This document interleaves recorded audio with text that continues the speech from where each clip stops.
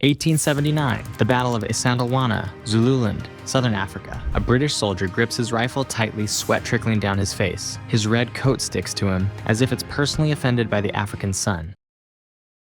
The soldiers stand in tight formation, their bayonets gleaming like sharp blades under the sun. The silence is thick. Then, the rumble. Not thunder, not a stampede of elephants. No, it's something far worse. The Zulu army, a tidal wave of warriors charging down from the hills, their spears catching the sun like deadly lightning bolts. For a moment, the British soldiers stand frozen, gaping in disbelief, thinking, this isn't how empire building worked. They had the guns, the cannons, and here they were, about to be obliterated by men with nothing but spears, shields, and a really strong will to win.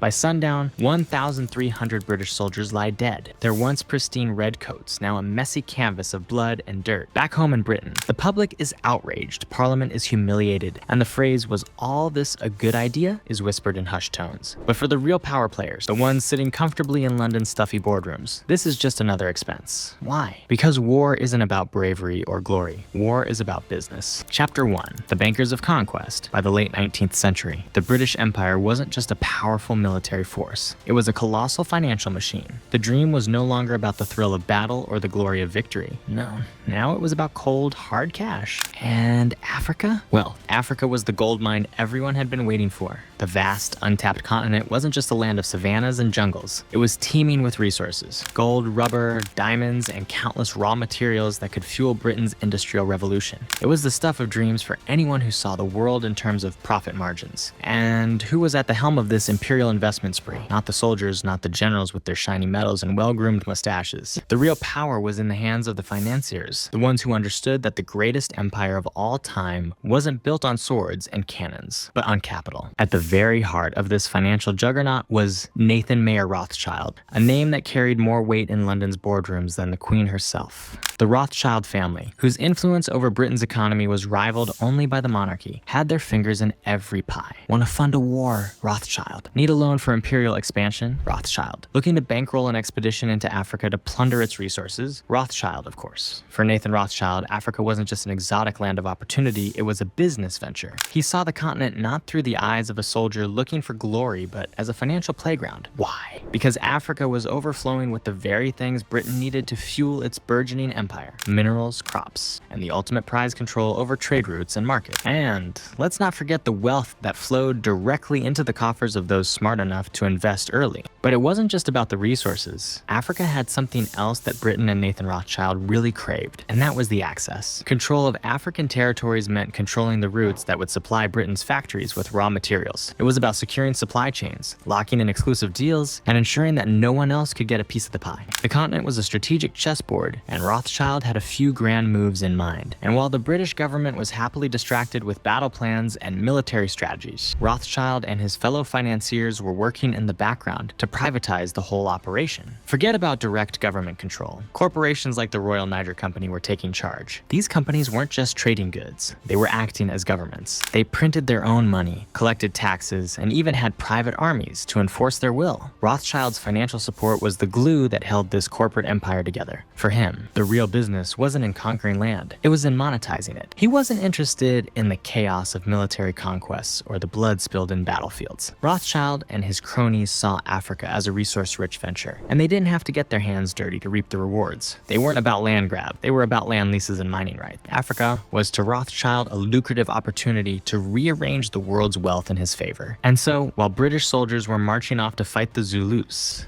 Rothschild was working tirelessly to make sure that every ounce of Africa's wealth ended up back in London, or more specifically, in his personal accounts. To him, it wasn't about the romance of empire building, it was about the numbers. Every new colony was another line on a spreadsheet, another chance to secure a monopoly, another opportunity to corner the market. Empire building had become a business strategy, and Nathan Rothschild was the architect. He didn't care for glory or battlefield heroics. All he cared about was turning Africa into a cash cow. And he was doing it. One loan, one trade agreement, one military-backed corporation at a time. Chapter 2. The War Chest of Empire. So you've got all these shiny new colonies, but here's the problem. They don't exactly run themselves. Sure, Britain had its flag, its soldiers, and its colonial ambition, but it also had a serious cash problem. Wars aren't cheap, and empire building, well, that's like buying an old mansion and then realizing you need a small fortune to keep it from falling apart. How did Britain solve this issue? They took a good old-fashioned approach. Make the colonies pay for themselves. It was the perfect plan. First, extract all the resources. Gold, rubber, cotton, whatever you could dig up or grow, you took it. Then exploit the locals. Make them grow crops for export instead of food for their families. Force them into grueling labor and take whatever you could get. But the real kicker, tax them. A hut tax here, a land tax there. Every single thing an African person did had a price tag. Need a job. Here's a plantation. Want to live in peace? Pay your taxes or work for free. Back in Britain, the books were looking good. Investors were making a fortune, but the colonies, they were not thrilled. The taxes were crushing, the exploitation brutal, and the resistance was beginning to grow. And it wasn't just angry locals. Other European powers were eyeing the same prize, and this led to rivalries. The Germans, the French, and even the Belgian king were all scrambling for their piece of Africa. So what did Britain do? They brought out their private armies corporations like the Royal Niger Company and the British South Africa Company. These companies had their own soldiers, weapons, and the power to control entire regions. The British didn't need to fight the wars themselves anymore. They just needed to keep the banks open and the trains running on time, and the corporations would do the rest. But things weren't all smooth sailing. Not only were the locals rebelling, but Britain also had to deal with fierce competition from the other colonial powers. The Germans were expanding in East Africa. The French had massive holdings in West Africa and Belgium.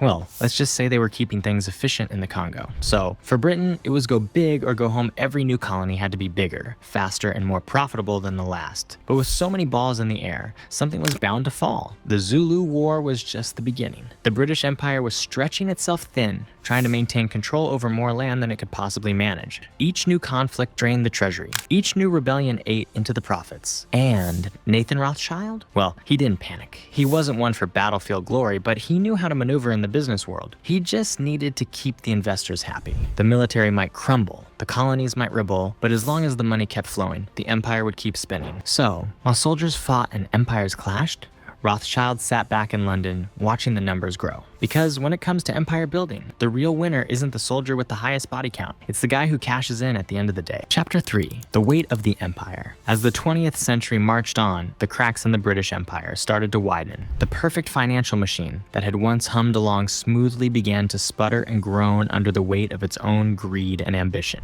Like a drunken uncle at a family gathering, the empire was beginning to make a scene. And while the bankers in London may have been sipping tea and counting their dividends, the world outside was starting to notice the mess it had made. The problems? Well, they started small. Rivalries between British companies, squabbles over resources, and the occasional revolt here and there. But by the time the 1900s rolled around, these little problems had snowballed into full-blown disasters. And there was nothing Rothschild or his friends in London could do but wring their hands and hope the whole thing didn't implode. Spoiler alert, it did. It began with a realization. The colonies weren't just sitting there, politely waiting to be milked. No, the locals weren't too keen on being plundered, taxed to death, and forced into labor for the benefit of the British stockholders. Surprise. Take India, for example, a nation that had been a veritable cash cow for the British, loaded with raw materials, cheap labor, and an unending supply of spices and textiles, was starting to feel a little agitated. The Sepoy Mutiny of 1857 had been a wake-up call, but the British managed to quash it with their usual over-the-top brutality.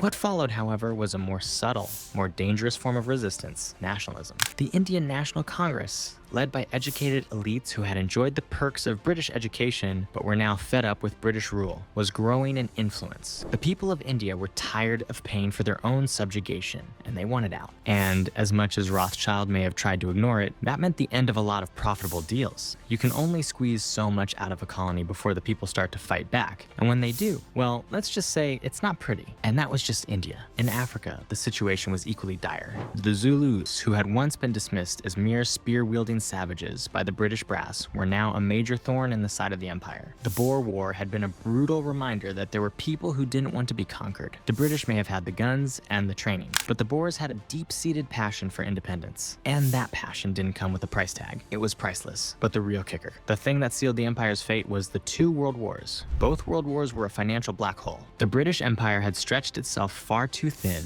and suddenly, resources weren't just hard to come by, they were needed. The economy began to show signs of stress as the costs of maintaining the empire spiraled out of control. What had once been a well-oiled, profit-churning machine became a clunky, rusting mess, creaking and groaning under the weight of both war and rebellion. And then came the realization that the empire wasn't even paying for itself anymore. The cost of keeping control over Africa, India, the Caribbean, and the Middle East was astronomical. The government had no choice but to raise taxes, borrow money, and, worst of all, start issuing loans that would eventually sink the empire into further debt. Rothschild? Well, he may have been sitting comfortably, but even his empire had begun to feel the pinch. The massive investments in colonies that had once yielded enormous returns were now dragging him down. The returns were dwindling, and the costs of suppressing revolts, maintaining garrisons, and keeping colonial administrators fed were skyrocketing. Even the most brilliant financiers can only stretch the dollar so far before it snaps back. Meanwhile, the British people, who had once been fully supportive of their empire, started to tire of the constant wars, the endless demands for sacrifices, and the rising cost of living. The colonies that had been so profitable in the 19th century were now bleeding the British economy dry. It became painfully obvious keeping the empire was no longer worth it. The situation worsened when the Great Depression hit in the 1930s. Suddenly, Britain couldn't afford the colonies. Their precious resources, not worth the price they were paying to control them. Nationalist movements, getting stronger by the day. The revolt in India, the cries for independence in Africa, they were louder than ever. By the time the Second World War rolled around, the British Empire was a shadow of its former self. The military was exhausted, the economy was on its knees, and the colonies? Well, they had simply had enough. India was granted independence in 1947, and soon after, most of Africa and the Middle East followed suit. The once unbreakable British Empire, which had stretched across the globe like a giant, insatiable octopus, began to shrink. Piece by piece, the colonies broke free, and the empire crumbled. But here's the kicker. The empire didn't just vanish. No, it simply evolved. The companies, the banks, and the trade routes, they didn't disappear. They shifted, they adapted. They found new ways to squeeze the colonies for profit. The British Empire's official end didn't stop the flow of wealth into British coffers. It just meant that the game had changed. The empire may have fallen, but the machine that kept it running, it was still alive and well, though now operated behind closed doors, out of sight of the common man. And so, the empire fell, but the bankers, they got richer.